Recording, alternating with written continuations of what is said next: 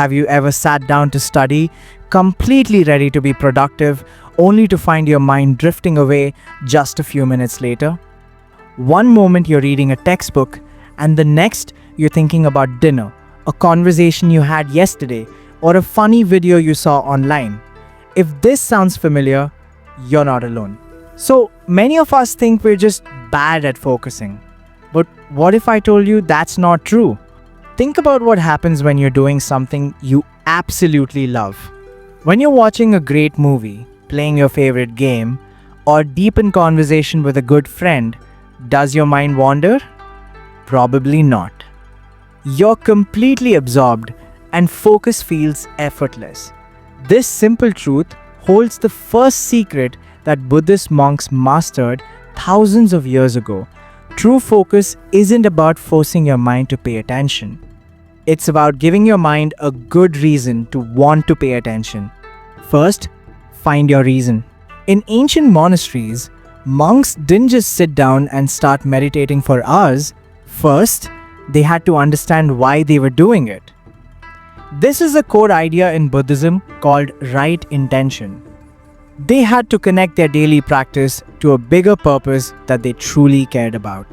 Without that personal reason, their focus would eventually fade, no matter how hard they tried.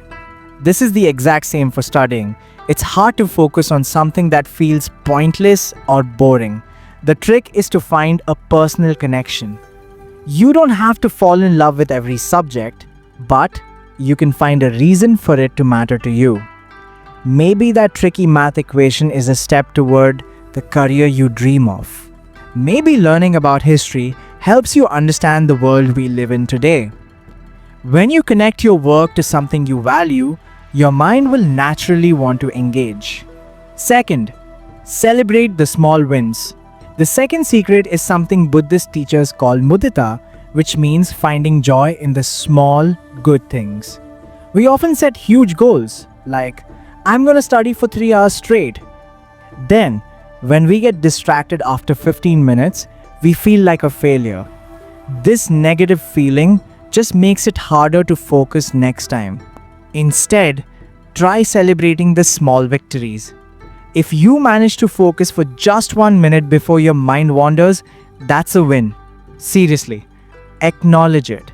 Be happy about that 1 minute. Then, maybe you can aim for 2 minutes. This is how real progress is made. Think of it like a beautiful Chinese garden. A gardener doesn't plant everything in a single day and expect it to be perfect. They place one stone, plant one tree, and slowly, with patient effort, a stunning garden takes shape. Your ability to focus grows in the exact same way, one small moment at a time. Third, change your space. Even the most focused monk would struggle to meditate in the middle of a loud, chaotic market. They understood that your environment matters. This isn't about having superhuman willpower. It's about being smart and removing temptations before they become a problem. For most of us today, the biggest distraction is our phone. So, before you start studying, don't just put it on silent. Put it in another room. Just having your phone where you can see it, even if it's turned off, actually makes it harder to concentrate. By putting it far away, you create a small barrier that makes it much easier to resist the urge to check it. Look around your study area and honestly ask yourself, what else pulls my attention away? By creating a simple, calm space, you're not admitting weakness, you're setting yourself up for success. Fourth, gently tame your mind. Focus isn't something you're born with. It's a skill you build with practice, like learning to ride a bike. Ancient teachers often call the untrained mind a monkey mind because it loves to jump from one thought to another without ever resting. The training is simple, but it requires patience. Here's what you do. When you're studying, you will notice your mind has wandered off. That moment of noticing is the most important part. Don't get angry at yourself. Just gently guide your attention back to your work. A few seconds later, your mind will wander again. That's okay. Notice it and gently guide it back again.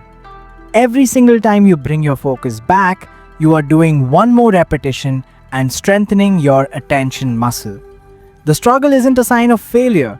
The struggle is the workout that's making your focus stronger.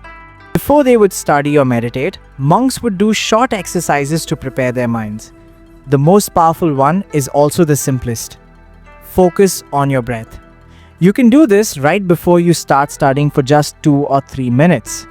Just close your eyes and pay attention to the feeling of your breath going in and out. Your mind will wander, and when it does, just bring your attention back to your breathing. This simple exercise does 2 amazing things. First, it calms down all the noisy thoughts in your head. Second, it sends a clear signal to your brain that it's time to switch gears and get into a focused state. It's like a quick warm-up for your mind before the main workout. By using these 5 ancient ideas together, you can train your ability to focus. It won't happen overnight, but with a little patience and kindness to yourself, you'll be amazed at what your mind is capable of. As the Buddha said, drop by drop is the water pot filled. Your focus builds the same way, one moment at a time. Thank you for watching.